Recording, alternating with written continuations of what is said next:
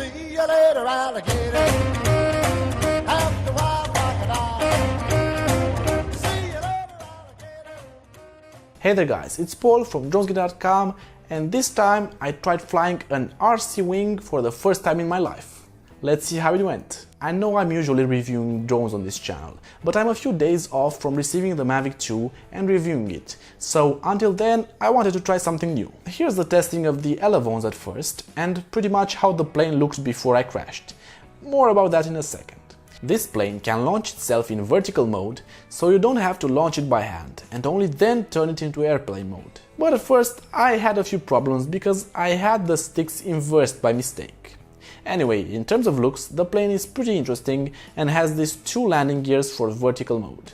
I wanted to show them to you because this is the last time you're going to see them on the plane. Because here I just broke one of the landing gear things.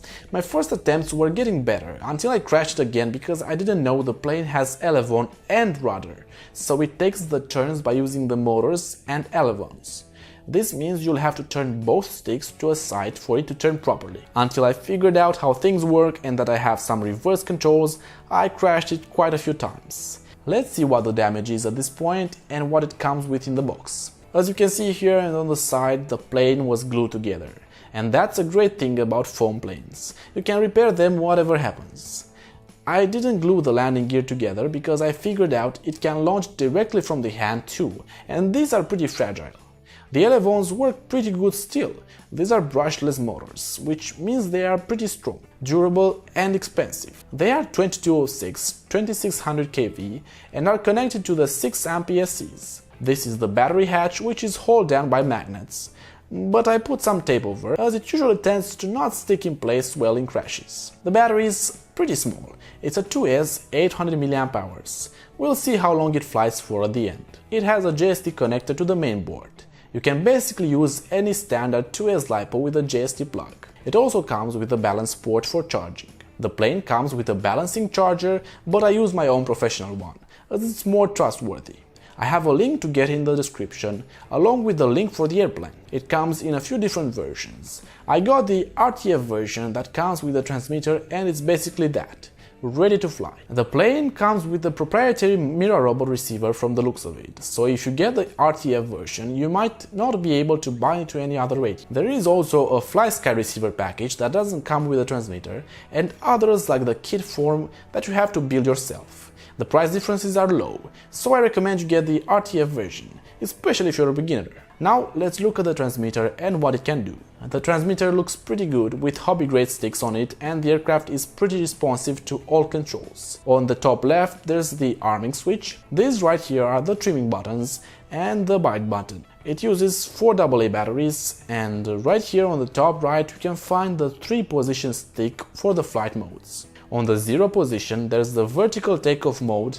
On the 1 position you can change it to stabilized flight, and on the 2 position there's the acro mode where you don't have any stabilization and you can do barrel rolls and flips and all that stuff. The nice thing about this plane is that you can always do some tricks in acro mode, and when you feel like you're losing control in acrobatic mode, you can change on stabilized and the plane will fly parallel to the ground again. I had a lot of fun doing flips with the plane even as a beginner, knowing I had this safety measure. At the bottom of the transmitter there's the dual rate switch for the motors, which means it will lower the motor power if you point it down. And here are the reverse buttons for the inputs.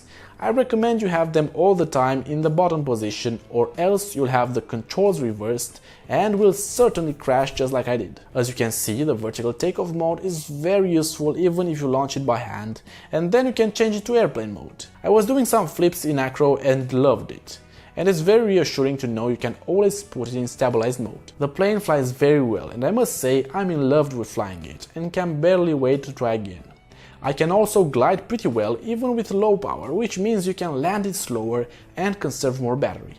Speaking of which, you can fly for about 14 minutes in total, probably even more if you glide longer or change the battery for a bigger one. One thing to note though, if there's strong wind and you go up against it, it will tremble for about 2 seconds until you change direction. But I didn't really find that to be an issue. A problem I found though is that when trying to land and change in vertical takeoff, it doesn't want to land. It simply stays in the air at a fixed position and descends very slowly.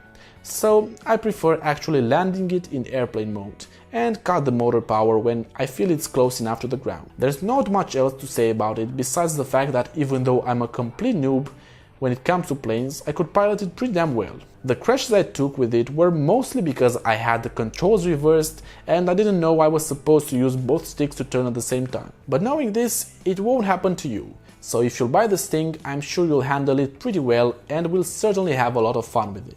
If you're curious about the place I was flying at, this is an open space where hobbyists gather and fly all sorts of models, as you probably see around the video. So make sure you also fly it in a very wide open space.